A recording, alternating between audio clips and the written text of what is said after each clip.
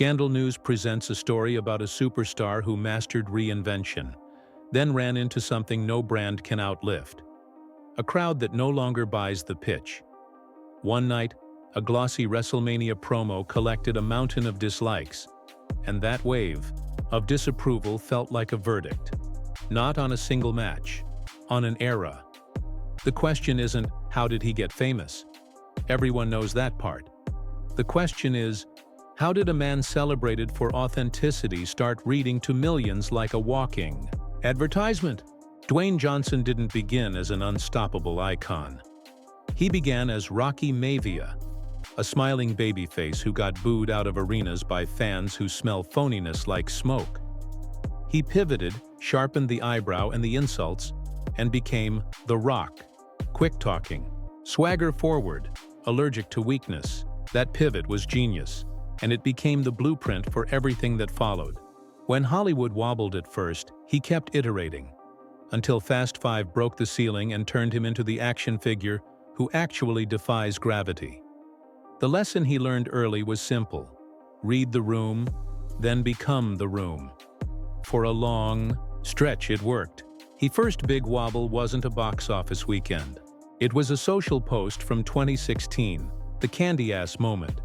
He torched an unnamed co-star, everybody knew who he meant, and the feed went nuclear. Fans who loved the locker room captain suddenly saw boardroom energy. Clauses, counting punches, never losing.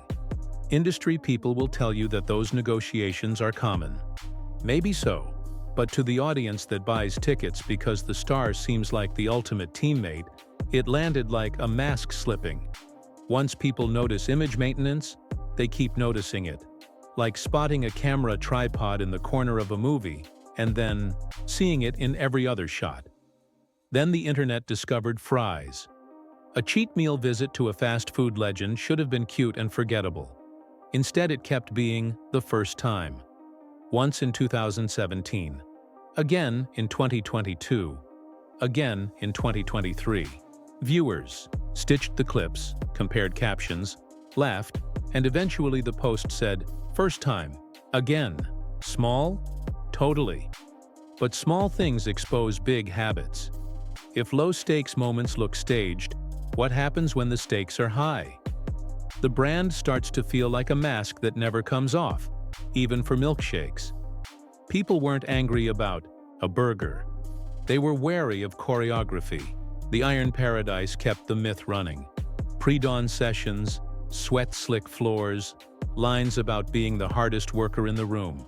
Commentators loved the grind. Then they started raising eyebrows at the numbers. Some headlines repeated giant daily calorie counts. Others pointed to lower, more plausible tallies during movie prep. Debate followed about recovery, chemistry, and what's natural at age 50 plus. These are opinions, not lab results, but the tone shift mattered. The promise that anyone can build that exact body with that exact discipline began to sound like marketing. When the presentation changes from inspiration to persuasion, the bond feels different.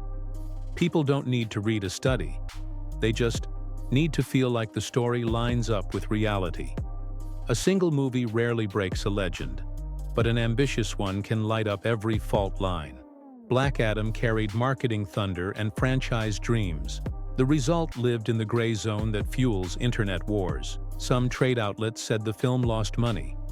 Other write-ups floated profit math and optimistic pathways. Industry newsletters hinted that friendlier numbers had been shopped around. He shared rosy projections on social. Critics rolled eyes. For regular people, spreadsheets weren't the point. The point was the vibe. If success must be explained through exotic accounting, maybe it isn't success. Audiences forgive misses when the messenger is candid. They punish misses that sound like spin. That theme returned outside theaters. On social, he publicly cheered a famous podcaster, then backed away after old clips spread, and the comment section turned into a bonfire. Later, he launched a wildfire relief fund with a megastar partner, pledged significant money, and asked the public to help too. Some praised the effort. Others slammed the tone, the ask, the timing. He responded, said he understood, and pledged to do better. The fund sent real dollars to real families, but the dent stayed because the pattern felt familiar. Say something safe, retreat if the room turns, and hope goodwill resets. Brand safety is smart in marketing. It feels hollow in moments that ask for bone-deep conviction. Then came the place where he used to be untouchable. Wrestling is scripted, but the crowd reaction is not. When a board seat arrived just before a marquee storyline swerve, fans smelled management on the booking. People who had been living Cody's story for a year felt like the cliffhanger had been snatched by corporate hands. The boos got loud. The dislikes got louder. And for the first time in forever, the room didn't want The Rock, at least not like that. WWE shifted, recalibrated, and delivered the payoff the audience demanded. The takeaway was unmistakable. Power looks bad when it's used to rearrange a dream in progress. Hollywood offered no vacation from the weather. A glossy holiday adventure made noise for the wrong reasons. Budget chatter, rumor mill drama, and numbers that didn't sparkle in theaters before a big streaming push. The studio disputed the nastier whispers. He called some reporting bulls. To the audience, the nuance evaporated into static. What stuck was the mood. Too much marketing, not enough magic. When even a candy-colored blockbuster feels heavy, people are carrying prior disappointments into the theater. Underneath all of it is math that no one totally agrees on. Follower trackers, month-to-month dips, breathless claims, quieter realities. The totals are still massive, but the direction matters. Tension doesn't vanish. It reallocates. Viewers who once paused everything for his posts now scroll past without guilt. That's not hatred. It's fatigue. And fatigue is the one opponent. A forever grind brand can't outsprint, because sprinting faster is the thing that caused it. So what changed? Not the work ethic, not the charisma, the trust. Fans felt like they were being sold a pre-washed version of the human being. The safest caption, the safest stance, the safest myth. The solution isn't another rebrand. It's subtraction. Stop playing perfect. Retire the first-time ever gimmicks. Tell the truth about the process, including the parts that won't fit on a motivational poster. If a movie misses, say it in plain words, and skip the spreadsheet theater. If a storyline is going to test the crowd, say you're testing it and take the heat. People can handle honesty. They reject choreography disguised as candor. The irony is that he already knows this. The original flip from Rocky Maivia to The Rock worked because it felt dangerous and unfiltered. He mocked villains, crowds, himself. He risked looking bad to get to something real. That's the version fans miss, the one who didn't need a brand to win them because the words landed like a live wire. The path back isn't an apology tour. It's getting specific about what hurt.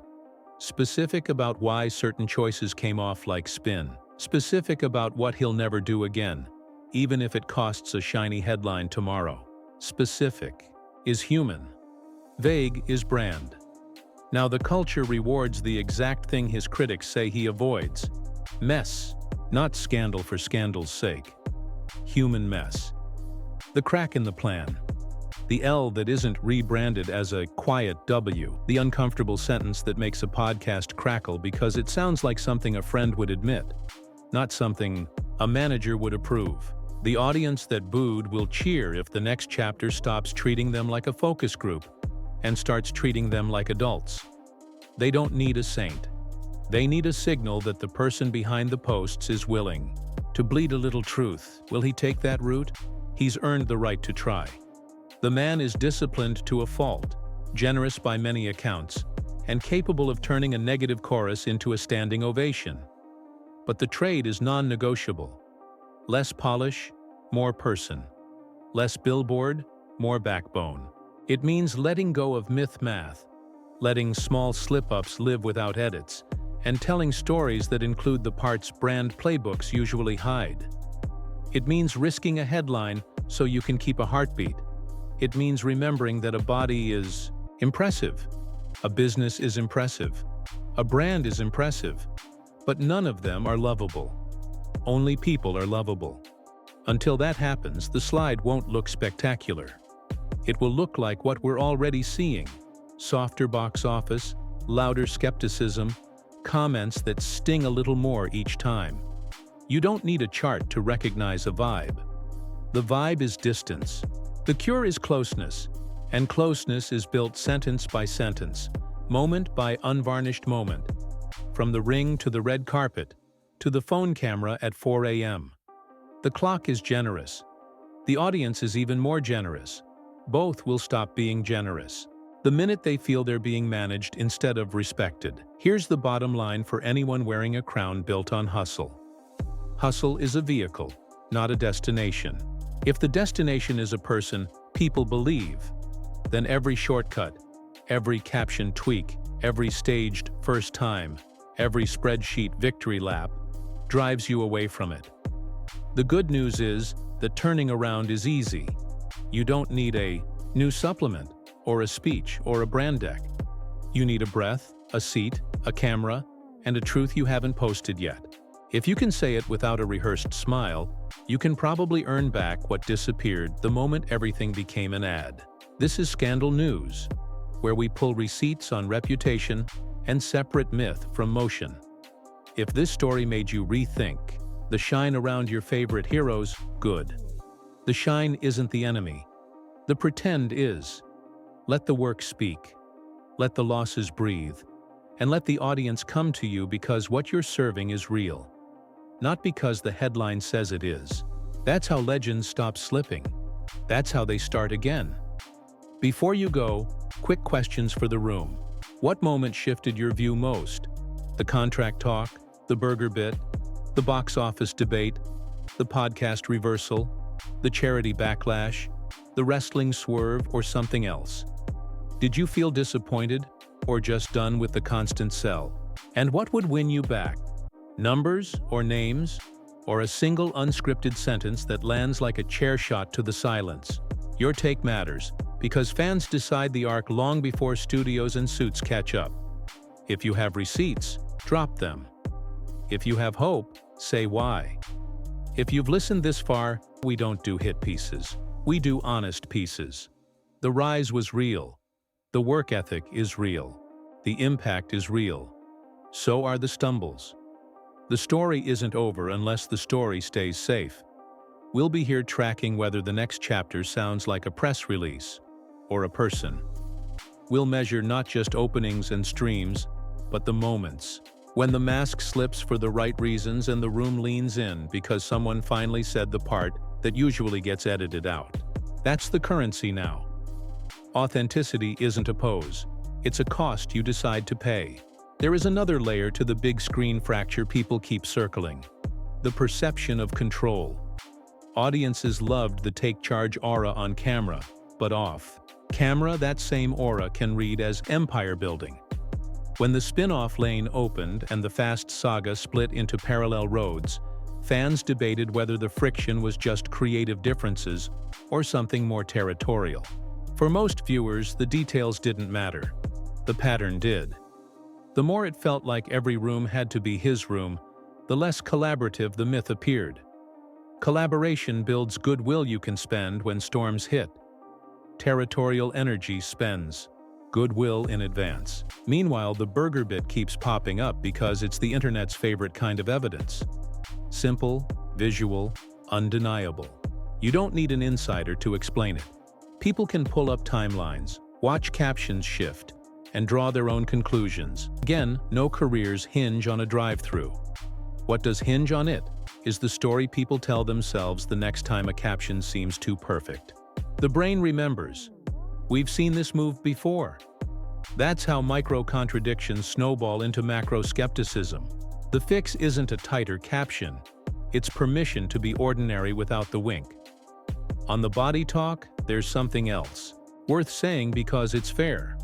Lighting, angles, dehydration, and scheduling can transform an image. Movie stars have craft, photography, choreography, costuming, that magnify their best day and hide their worst. Viewers understand that. What trips a wire is when the caption promises a universally replicable blueprint that looks like it lives on willpower alone. Not everyone has the job flexibility, the staff, the recovery budget, the genetics. Admitting variables doesn't kill motivation. It makes it honest. Honesty is efficient. It stops audiences from chasing a fantasy and lets them cheer for the reality you actually live. The Black Adam chapter also collided with a studio reset. New leadership charted a new course for the superhero slate right as the film tried to plant a flag. That timing would have rattled any launch. The business context matters, and pretending it doesn't also reads false. A frank, on-the-record conversation about what shifted behind the scenes would have landed better than spreadsheet heroics. Fans are adults. They can process, "We bet big into a moving target. Some bets lose." Owning that bet is the kinda of sentence that converts skeptics into witnesses for your next try. The podcast reversal and the Maui backlash reveal a modern trap: real-time morality tests under floodlights. When a public figure applauds someone and then new or old context explodes, staying silent looks evasive. Reversing course looks opportunistic. No answer is perfect. The only workable path is specificity. Say what you saw first, say what changed, and say what principle you're keeping even if people disagree. The same goes for philanthropy. The money helped. The message didn't land. Saying that without a defensive edge is what resets the relationship.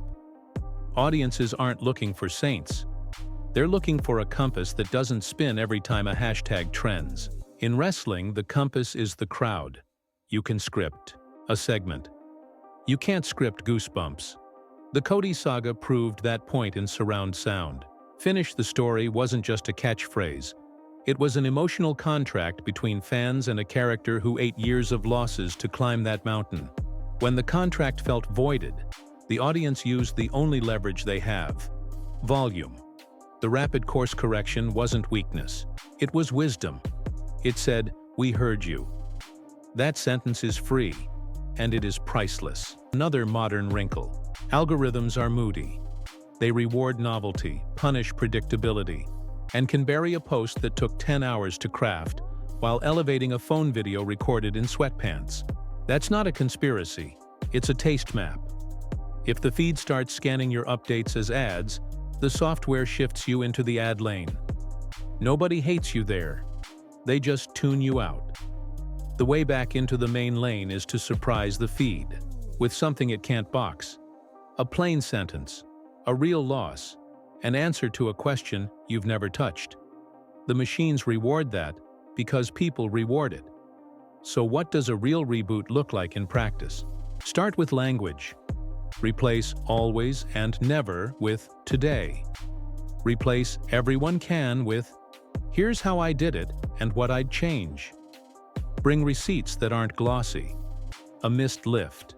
A script note that stung. A business call that you wish you could unring. Then switch mediums. Post a raw voice memo instead of a hypercut montage. Sit on a podcast and take the follow-up question instead of pivoting to a pre-planned story. Cancel a sponsorship post once in a while and donate the slot to someone with a smaller platform who needs the attention more than you need the check.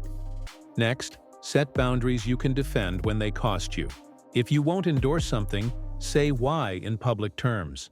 If you will endorse, disclose the deal clearly and skip the faux spontaneous framing. Nothing spoils a feed faster than pretending commerce is coincidence. People are fine with you making money. They're not fine with being invisibly sold. Clean lines build durable trust. Messy lines cash out trust early. Finally, remember the skill that built the myth: performance. The best performances are specific. Instead of posting a generic caption about hustle, tell one scene from one morning. The song that was playing. The weight that felt heavier than it should have. The text you almost sent, but didn't. Specifics. Travel further because they feel like life, not copy. The Rock became The Rock by making language feel alive. That trick still works, but only when the life shows. All of this adds up to a simple trade with the audience. Give them something true enough to risk you. In exchange, they'll give you the one resource even superstars run out of: benefit of the doubt. Once that returns, the numbers follow. Theaters feel warmer. Feeds feel friendlier. Even the critics get bored of cynicism when they're met with accountability. Accountability closes loops. Loops closed become chapters, and chapters closed make room for better ones. If you're still with us, you probably care about more than one celebrity's arc. You care about how modern fame works, the way a human being can become a company, and a company can forget the human being that made it valuable. That's the real tension here. Not good guy versus bad guy. Not hero versus hater. It's person versus product. When product wins too many rounds, the person shrinks. The good news is that people are stubborn. They come back if you invite them by name instead of by metric. More soon, okay. If you want more fearless breakdowns with facts, context, and zero fluff, tap subscribe to Scandal News, hit the bell, and drop a comment with the moment that changed your mind. Share this video with someone who thinks brand beats truth. If you learned something today, press like so more people see it. If you disagree with our read, tell us where and tell us why. We actually reply. And if you're listening on a podcast feed, rate and review. It helps a ton. Thanks for riding with us. We'll see you in the next investigation.